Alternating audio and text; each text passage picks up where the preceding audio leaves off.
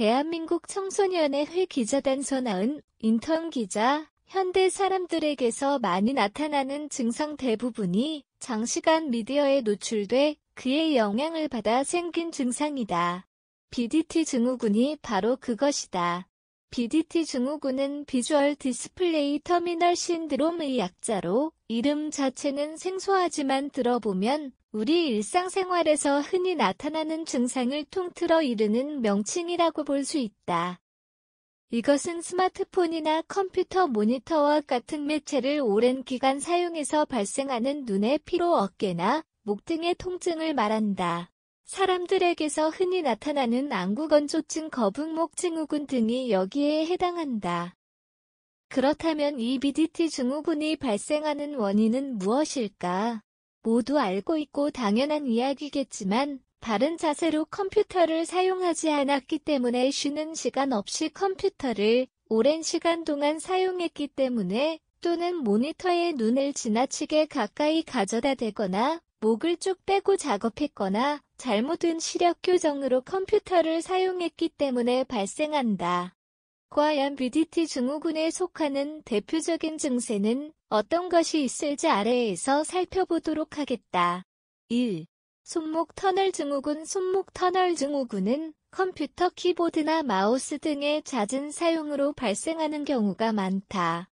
놀랍게도 취미생활로 게임을 많이 하는 남성보다 주로 여성에게 많이 나타나는 증상이며 5배 가까이 차이가 난다. 통증이 야간에 심해지는 경우가 많다.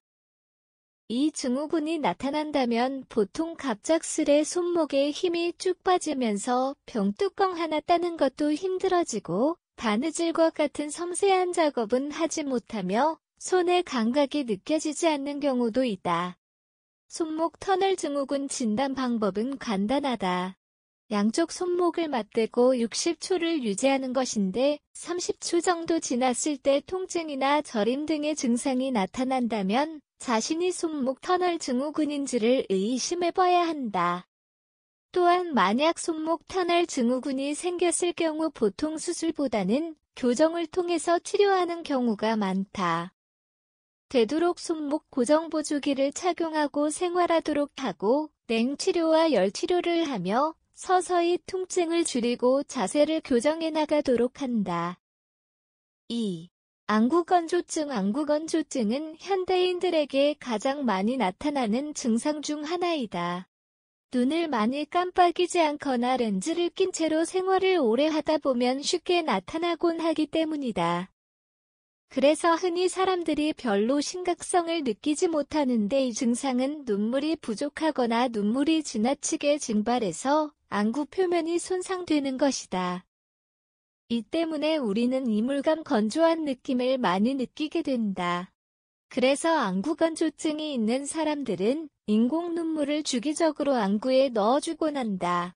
증상이 심한 사람들에게는 충혈과 두통까지 수반할 수 있으니 조심해야 한다. 스마트폰 사용할 때 나오는 빛이 우리의 눈에 치명적인 영향을 준다. 시력 저하는 물론이고 기타 안구 통증도 유발한다. 그렇기 때문에 1시간 정도 컴퓨터나 스마트폰을 사용한다면 눈을 감고 10에서 15분 정도는 우리의 눈에 휴식을 취하게 해주는 편이 좋다. 3. 거북목 증후군. 거북목 증후군은 목이 거북이처럼 굽어졌기 때문에 붙은 이름인데 이것이 생기는 가장 큰 원인은 바로 컴퓨터를 보는 자세 때문이다. 등을 굽히고 머리는 앞으로 숙이면서 척추가 틀어지고 목 뒤쪽의 인대가 늘어나게 된다. 일하거나 공부하는 중간에 잠깐씩 스트레칭을 해야 한다는 이유가 이것이다. 굳어있는 몸을 스트레칭을 통해 환기할 필요가 있다. 고통받는 근육을 풀어주고 굽었던 어깨를 펴줌으로써 자세를 다시금 올바르게 정비해야 한다. 비대면 수업을 지속함으로써 거북목 증후군은 더욱더 많은 사람에게서 나타나고 있다. 이를 예방하기 위해서 스트레칭을 꾸준히 하고 컴퓨터 모니터의 높이를 자신의 눈높이에 맞춰주는 편이 좋다. 4.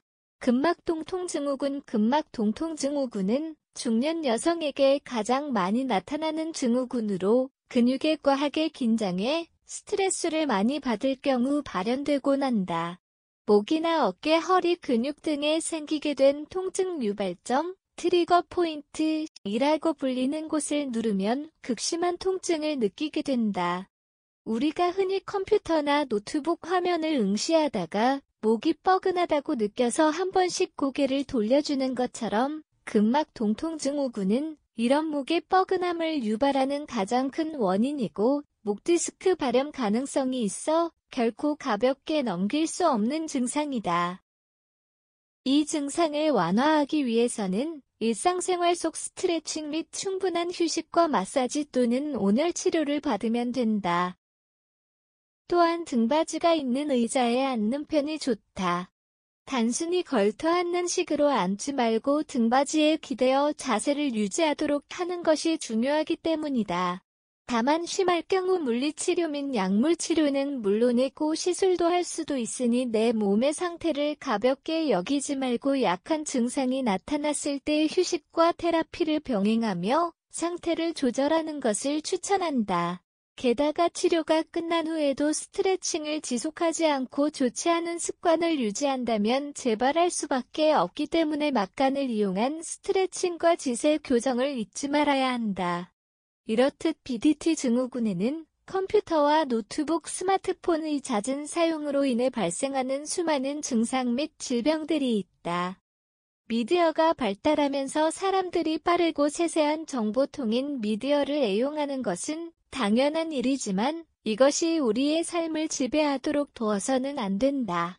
일이나 공부 등을 할 때는 어쩔 수 없다고 하지만 우리는 보통 휴식을 취하거나 여가 생활을 즐길 때도 운동이나 액티비티를 즐기는 것보다 게임을 하거나 넷플릭스 등 영화 및 드라마를 보는 경우가 훨씬 많기 때문에 우리의 인생에서 미디어를 떼어놓을 수 없는 것이다. 그렇기 때문에 일을 열심히 하는 것도 좋고 최선을 다해 공부하는 것도 좋고 머리를 식히고자 여가 생활을 즐기는 것도 좋지만 현대인에게는 운동도 필수적이라는 것을 알아둬야 한다. 또한 운동을 우리가 해야 할 일 중 하나로 생각하면 공부처럼 결국 하기 싫은 일이 돼버려서 게을리하게 될 수도 있다. 그렇기 때문에 내가 즐길 수 있는 분야의 운동을 하는 것이 좋다. 활동적인 테니스, 탁구 등을 즐기는 것도 좋고 집에서 홈트레이닝을 하거나 헬스장에 가서 운동하는 것도 모두 좋다. 아니면 목표치를 정해 달리는 것도 좋은 습관이다. 그리고 운동을 하고 나서는 스트레칭도 필수라는 것을 염두에 둬야 한다. 이렇게 운동과 스트레칭을 열심히 하게 되면 일상에 활력이 생겨 일도 더 열심히 하게 되고 미디어에 의존하는 삶도 건강하게 변할 수 있다.